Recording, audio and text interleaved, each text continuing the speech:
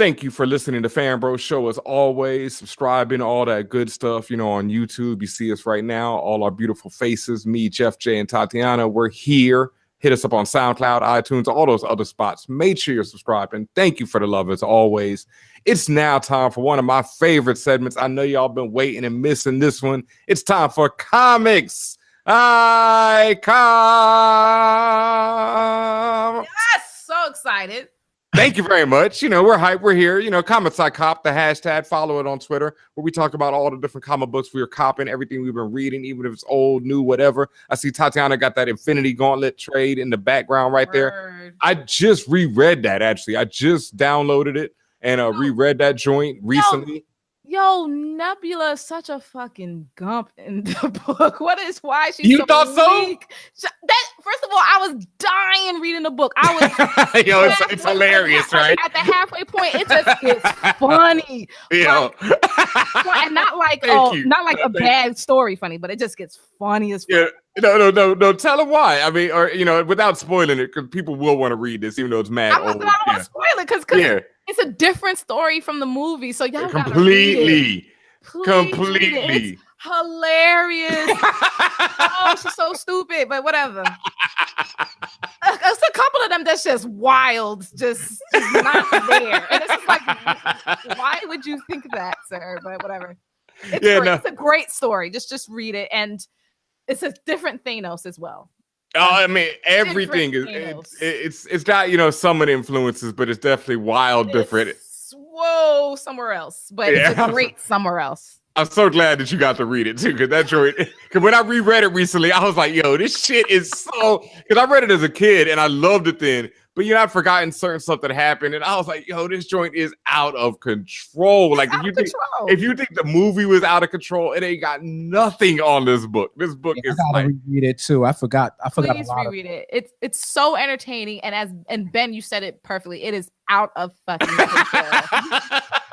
It's deliciously out of control. I've completely forgotten about what had happened to Nebula, and so when I first turned that page and she first shows up, I'm like, oh yeah, that's right.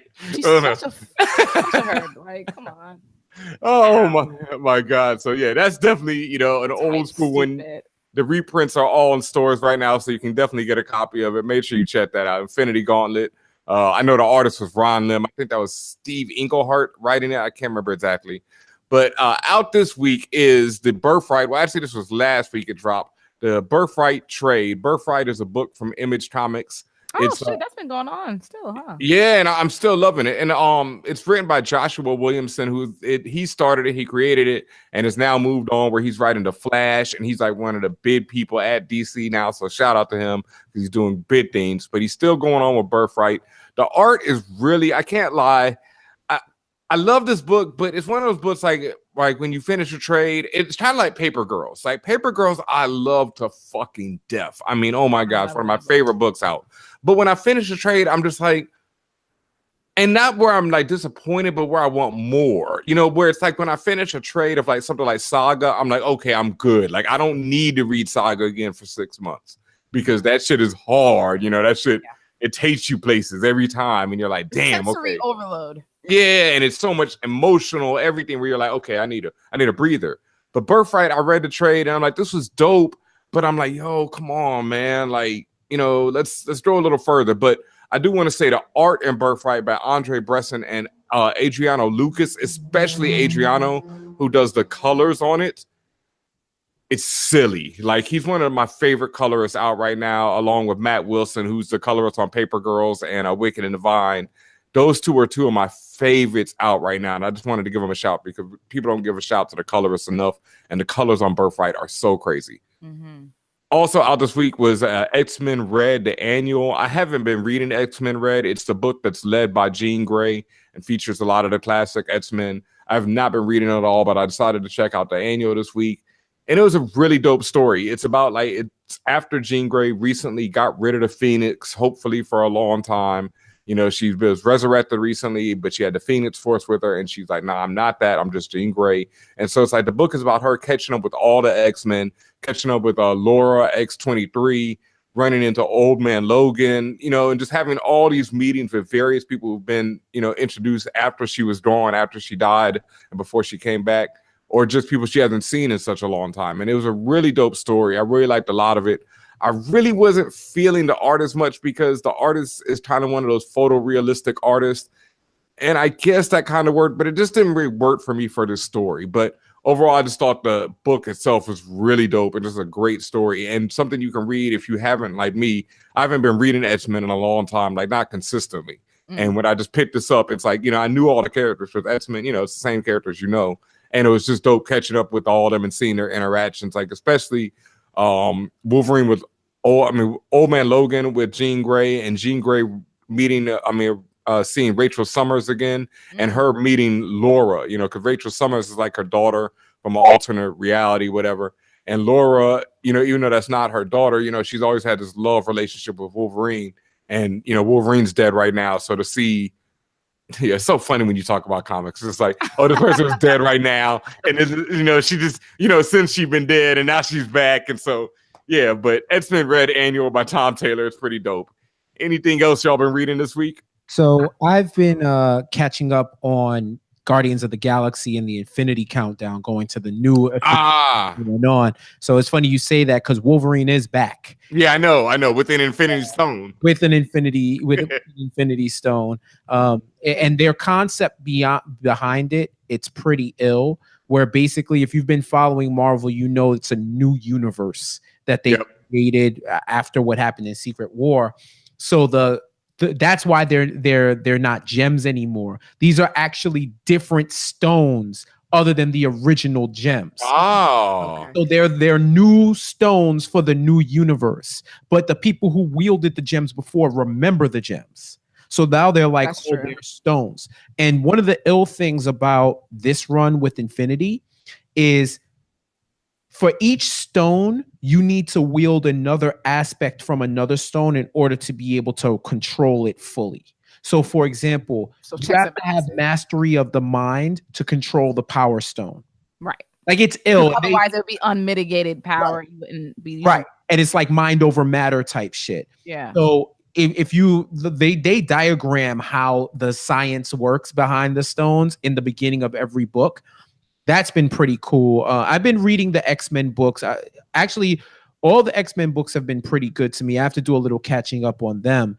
But the one book, it came out today. I wasn't able to get it. But I'm wilding. Amazing Spider-Man number 800. That's the last one in Dan Slott's decade-plus run. I believe he's been on for like a decade. And the reviews have been good so far. I haven't read them too in depth because I didn't want to get spoiled.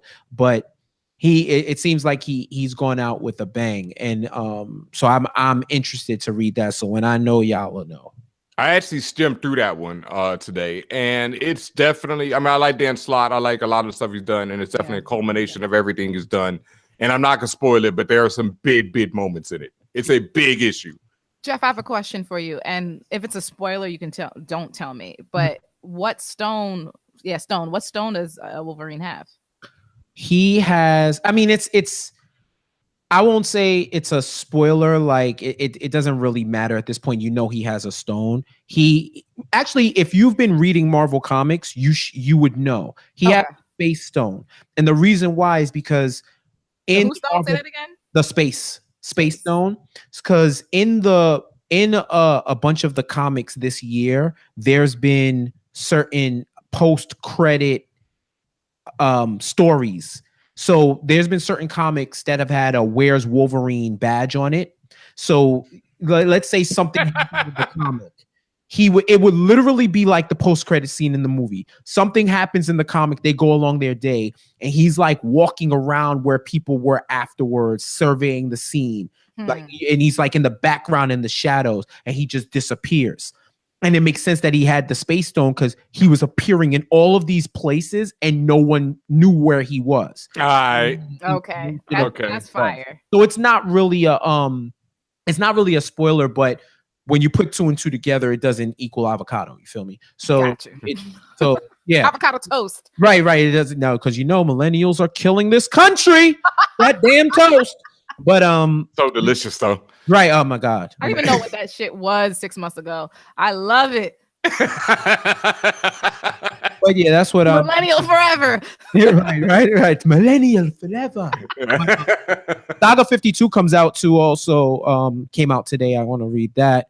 And what else? There was one more thing. Oh, have you been? Let me ask you. Have you been reading? Because I only read Saga pretty much now in trades. So I read it serialized.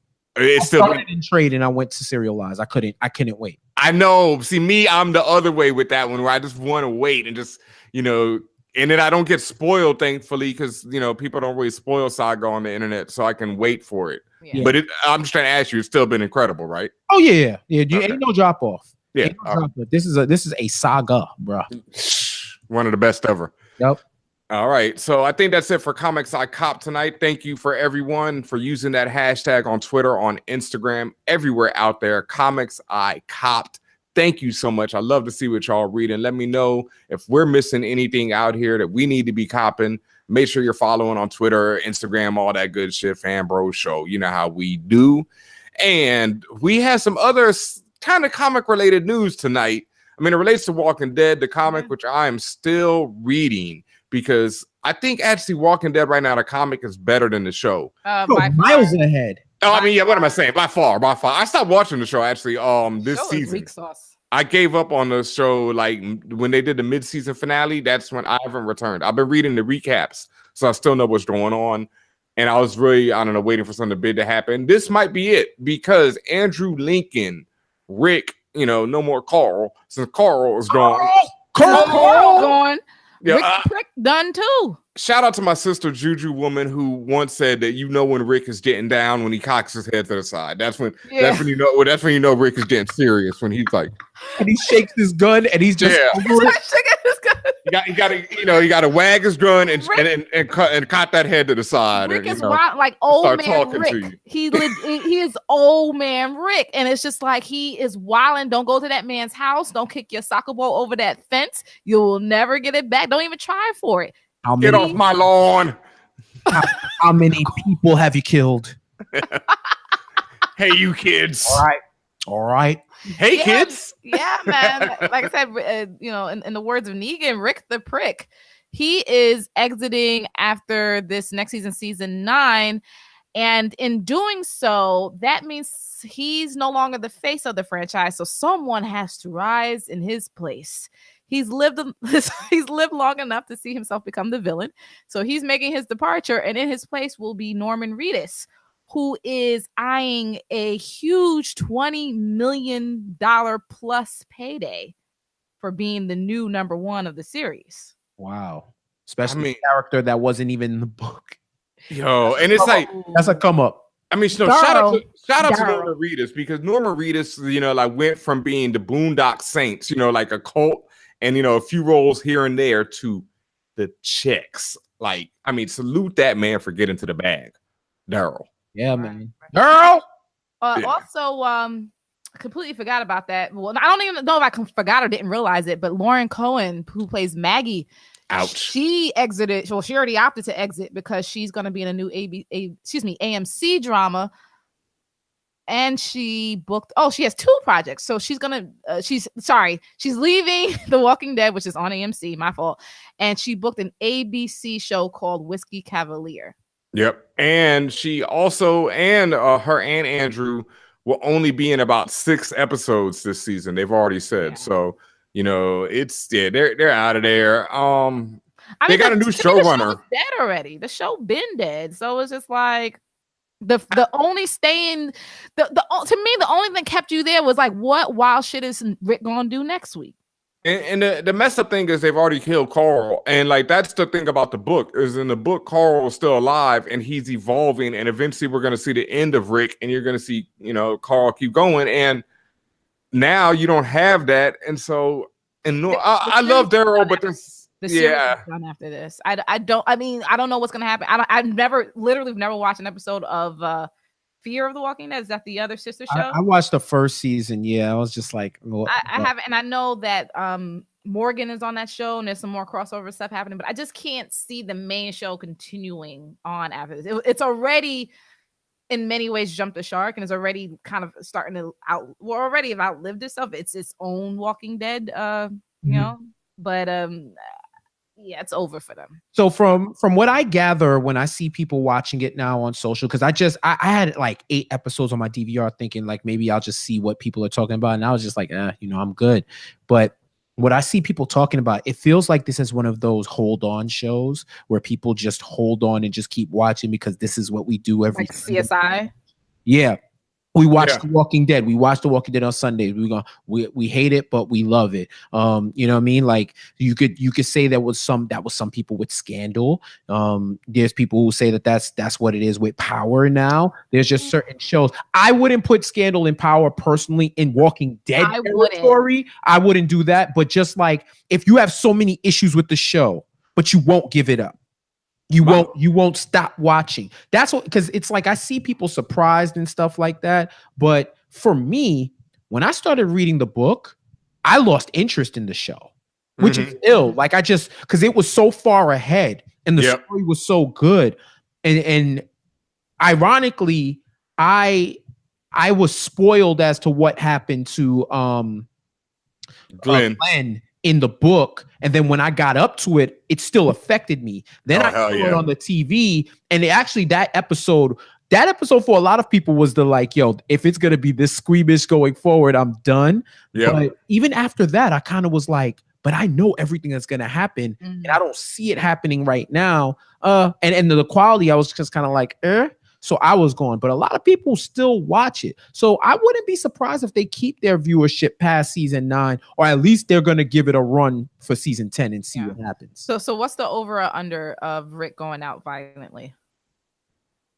Or is he just going to die peacefully? I think he dies in the final episode on some like the least expected way. I think at this point, I just can't see a way for them to write him out where he doesn't die. That's what I'm thinking, because, that'd be the smartest move for them, because, then he could make a cameo 2 seasons down the line. Everybody who's left that show has died. Yeah, that's what I mean. I can't see a way for you're dead, Willie. Yeah, I can't. The true dead. But then again, Carl's dead, so he has no real attachments. He could bounce. Left from the pilot. What if he kills himself? Isn't he? Or him and Daryl? Was Daryl in the pilot? I'm pretty sure Daryl. No, because they were with Shane in them. Yeah. Only one left from the pilot. From the first episode. Wow. He's the only one left. Andy Lincoln is Little Uzi Vert right now. All my friends are dead. Push me to the edge. He's officially Little Uzi Vert of The Walking Dead right now.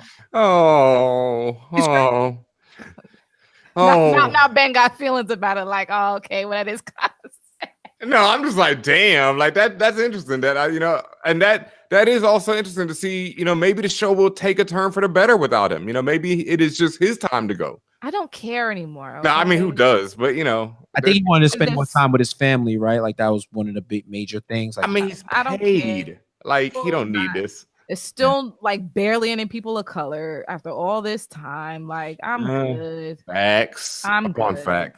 Speaking of people of color, though, in some last news tonight, Jamie Foxx, of all people, will be playing Spawn in the new Spawn remake that is going to be directed by, of all people, the creator, Todd McFarlane. Yeah, there's so many things. So Todd notwithstanding, because we all know his ego issues and and non-skills issues, you immediately shaded Jamie, and I want to know why. I don't want to shade Jamie. I just don't think. I don't think that. Wait, what Jeff say? He did though. Like your want does not matter, sir. When you perform the action that you said you. Well, I said of all people, it's surprising to me. I was surprised that Jamie Foxx. It is surprising. Would be chosen for this role. Wow. I didn't. But I will say that some people do say that Jamie can't pull off the darkness. But I'll point them to Collateral, which I think he can pull off that dark.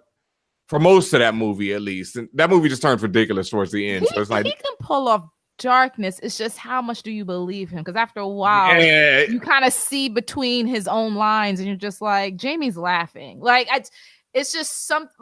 Here's the thing: Jamie has done enough dramatic roles where he can toe the line, But this is not really dramatic. And first of all, if they're going the direction I think they're going, this is supposed to be like a horror type of thing. The idea, this is the other thing about this. Todd McFarlane has had this idea to Spawn remake since the first one dropped, and he was disappointed in how what came out. And he wants this to be like a movie about like two detectives investigating Spawn, and where you just see Spawn, in glimpses and in shadows, and then showing up every now and again and barely saying anything throughout the whole movie. So that's one thing. Like, Jamie isn't even gonna have a lot of lines. So it's to be more the thing where you just see his presence and then he shows up and does some ill shit. And in general, this whole, and then Todd, like, he's a first time director. He's a great artist, but I don't know. We'll see what happens. It's not going to be a big budget film. They're talking like $10 to $20 million. So because this is out of Todd's pocket. Yeah, we reported on that a few months back. We were like, Todd's paying for it because he wants this to happen. Yeah, so I'm a wait and see on this one. It could be ill as hell. You never know, because there's first time directors who just come out the box and just have that vision. So I think Jamie's a phenomenal actor. I don't have any pause for him doing that. I do think if he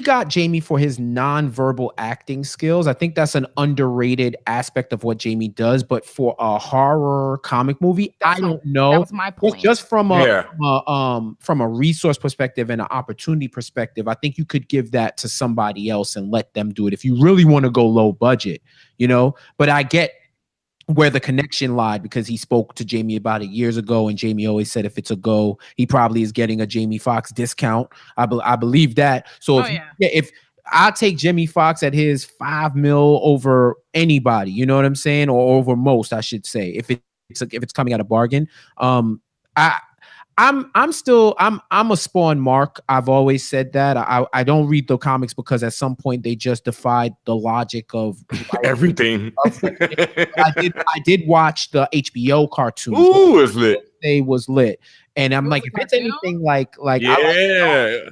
If you have HBO Go or HBO I pay for that separate from cable, whichever one that is, or HBO Go, HBO Now, it should be on demand. Yep. Spawn cartoon is on demand. It was real good. So at least from what I remember. So I'm willing to give it a chance. It's a low budget film, literally a low budget film. He has a vision. This is the creator. So the creator has a vision. That's the one thing where I say, okay, you're getting the opportunity on a budget to execute your vision. Mm-hmm. I'm here for it. I want to see what happens. I don't have any high expectations. I'm not thinking it's going to be the GOAT movie, but why not? Why not? I mean, I guess like we proposed this information to our Twitter followers, and they had some interesting responses. I know one, Mr. Marin Knows wrote, considering the fact that the 97 Spawn was hot ass on a platter, I'm open to anything. On a platter. Hot ass on a platter. I mean, goddamn, served up. Steaming. Sunset So Fresh wrote, it wasn't that bad. Well, besides Michael Jai, the only thing that people kept saying positively about the 97 one was Michael Jai White.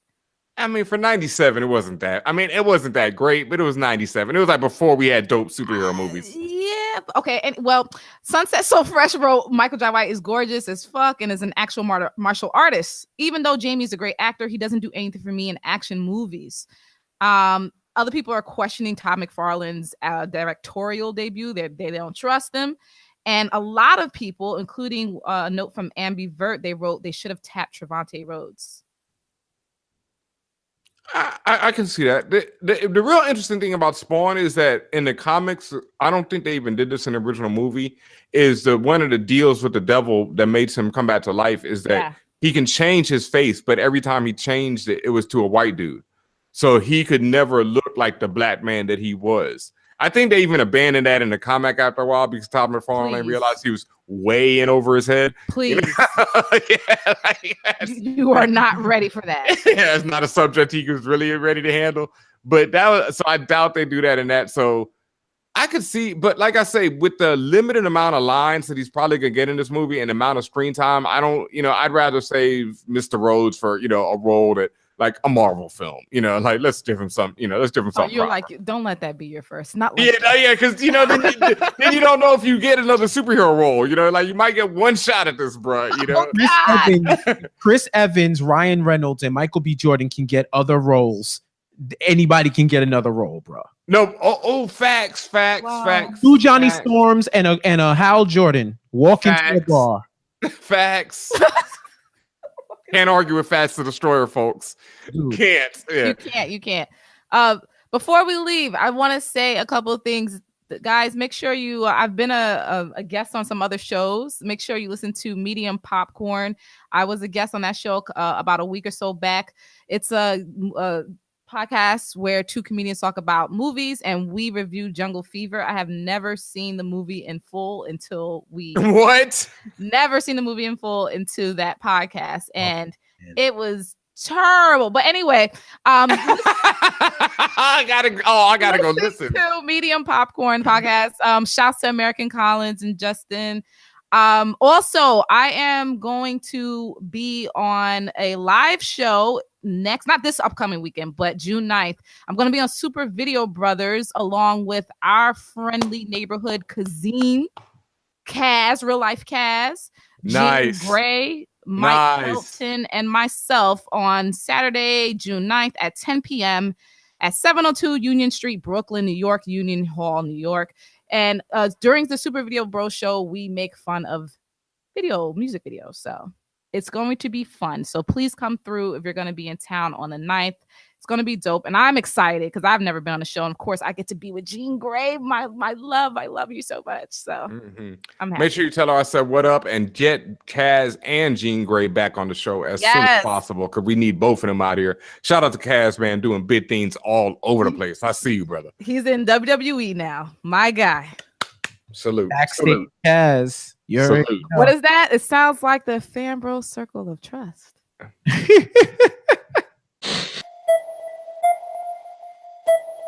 FanBros, we are